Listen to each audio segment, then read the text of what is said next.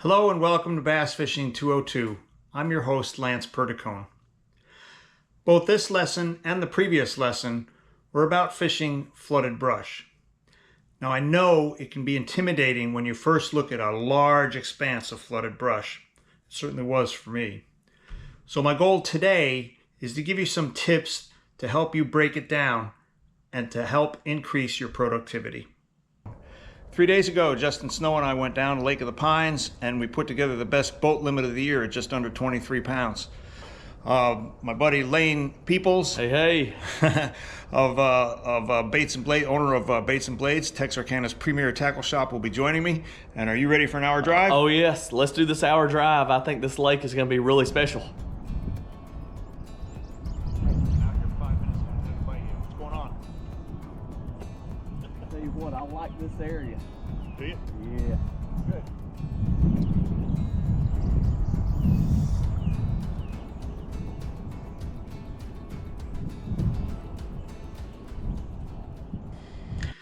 I think there are two key factors in finding the most productive areas in flooded brush.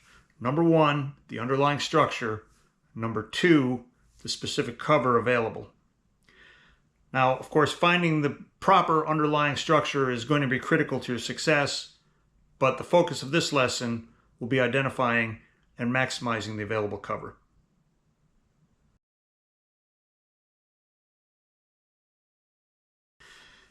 When I speak of the hierarchy of cover, I'm referring to any one type of cover being more likely to hold a bass than another.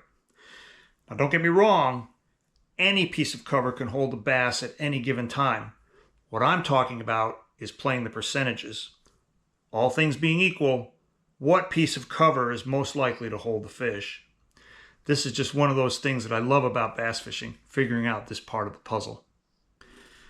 Now, this hierarchy can change on any given day or on any body of water, but today the order was as follows. Number one, Cypress Trees. Number two, Willow Trees. Number three, Laydowns. Number four, Water Elms. And number five, Buttonbush. It isn't always so, but on these days the orders seem to apply both to the likelihood of any bass being present as well as the likelihood of big bass being present.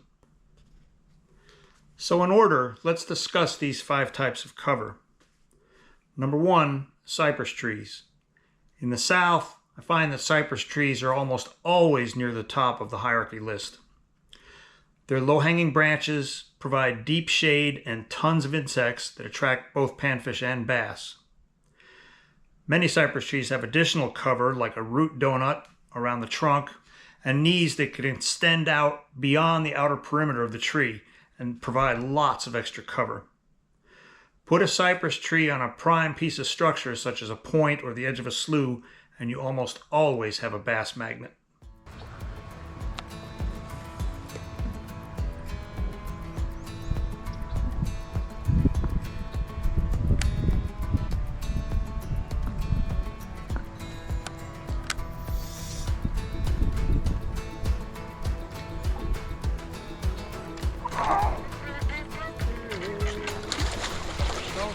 That's a big one, that's a big one, that's a big one. Oh, baby.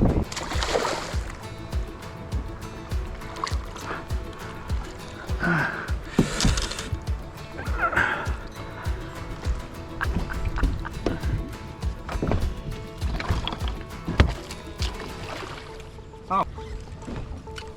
Oh, that's an upgrade.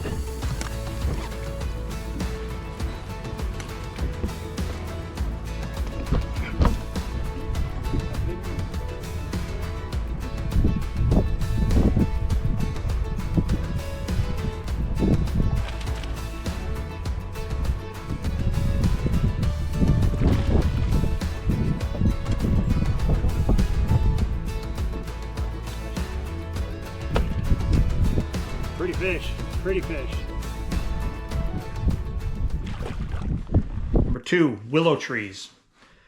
I often find willow trees near the top of the hierarchy list. In fact, in the absence of cypress trees, they're often my favorite. Low-hanging branches and leaves also create deep shade and hold tons of insects, attracting panfish and bass. The bark is also very rough, which harbors a lot of algae and other microscopic critters that attract baitfish. Shad spawn on willow bark and limbs, which also attracts bass.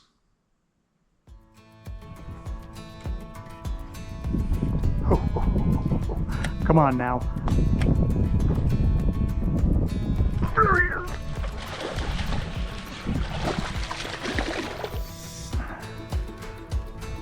That was perfect.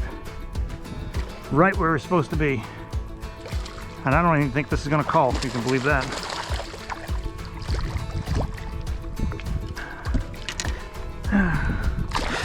Oh, no, no, no, no, no, no, no, no, no, no, no, no. There we go.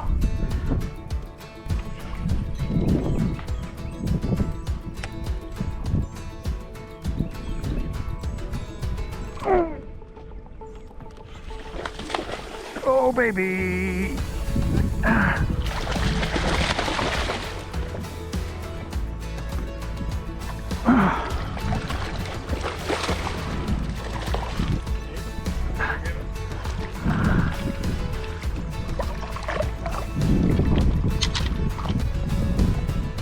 Oh, come on. Number 3, laydowns. Now, I'm sure like most of you, I find laydowns effective everywhere I go. Bass just love having that overhead horizontal cover that they provide. The bigger the better, just like cypress and willow trees, but even small overhead cover will hold bass.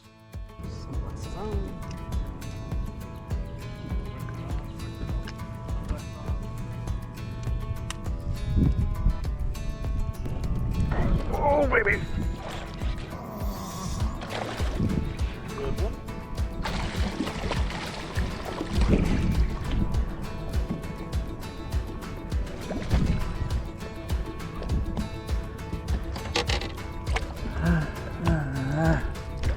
All right.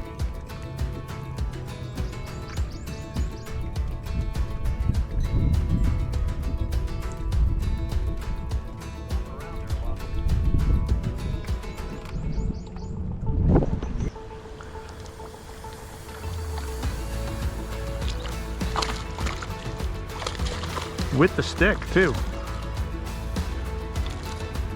All right. So what are you saying? Wow, you had to come out the backside. Ooh. Yeah. Need to cut it? Yeah. There you go. I did.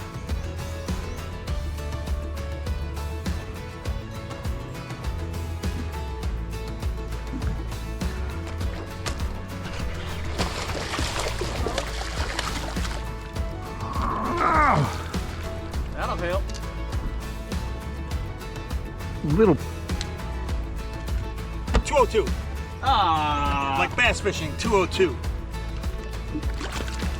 Number 4, the water elm.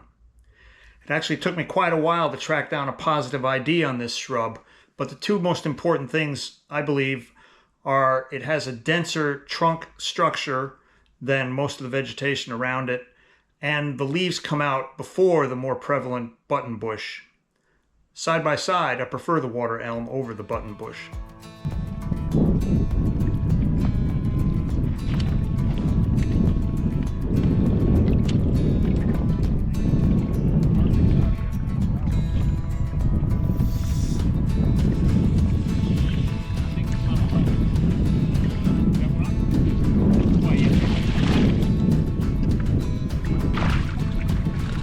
Oh, he bit that.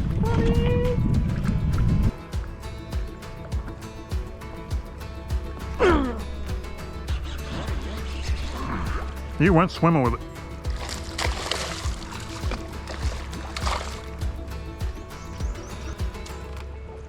That one will help. I believe it will.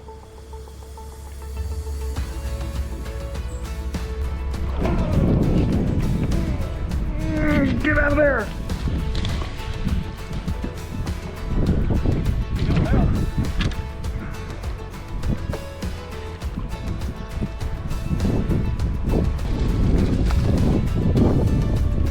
Oh yeah.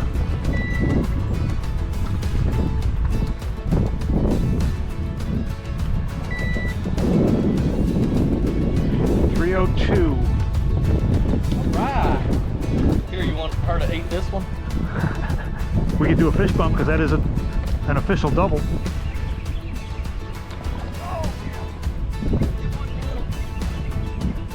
That's a good one. Need help? Oh my gosh.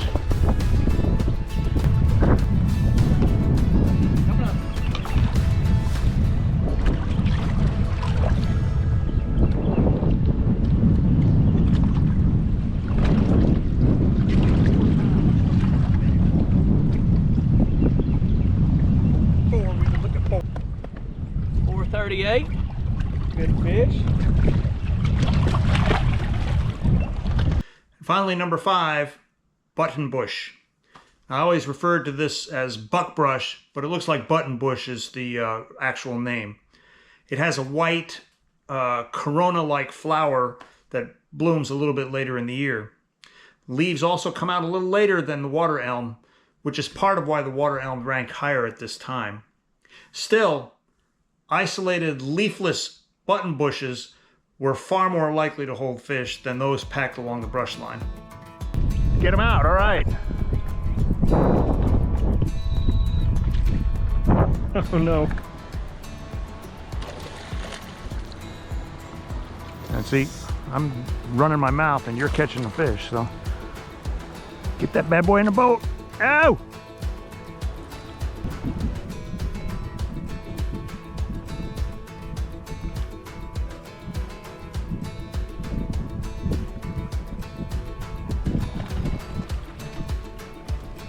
Oh yeah. Tough day when that won't help you. Now, earlier I said all things being equal, and I also mentioned that structure affects the value of the cover. A leafless, isolated button bush on the tip of a ridge point adjacent to a slough may well be more productive than a cypress tree in the middle of that same ridge. Now, I've given you a lot to digest, so I'll leave you with this. Be aware of the types of cover and their positioning relative to underwater contours, and you will go a long way toward increasing both your numbers and your quality of bass. Well, Lane, we had a pretty good day. Yes, sir. Yes, sir. 30, Real good day. 31 bass between us, but we had more numbers, but not quite as big as 3 days ago. The real big ones just weren't biting today, but we still had 17.32 pounds. And You beat me on numbers. by one, but and you beat me on big fish again, but that's okay. What I'm hoping is that you were able to understand or see what I was talking about in the hierarchy of the flooded brush. You know, the priority of the cover that was holding the fish best. So yeah, thank you, Lane, for joining me again. Yes, absolutely. So if you live nearby, check out Baits and Blades across the street from, or across the parking lot from Texas Roadhouse. Thanks for watching. Please subscribe. Be well, and we'll see you all next time. Alrighty, thank you, sir.